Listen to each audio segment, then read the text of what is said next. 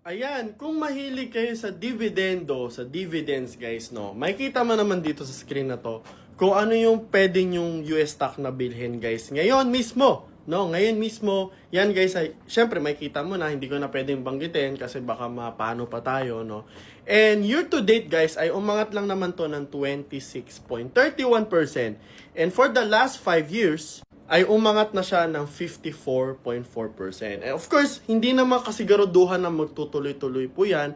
But ang point nito guys is ito yung isa sa mga US stocks na mataas po magbigay ng dividends. And bukod sa mataas sila magbigay ng dividends, ay tumataas din yung prices ng stock nila at the same time. And if makita mo dito guys, no, halos every 2 quarters or 3 quarters ay nagtataas po sila ng dividends per share. As you can see, ito po yung summary of reports na pag-distribute nila.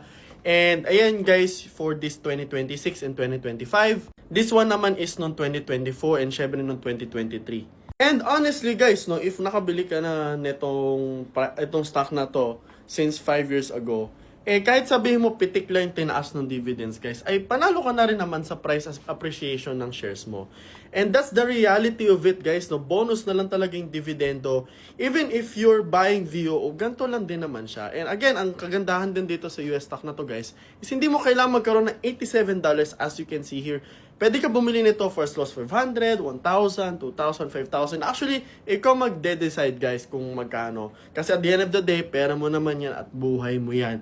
So, yun lang muna for now guys, no? Para sa mga titas natin and titos na mahilig sa dividend, always check this one out. So, yun lang po and thank you so much.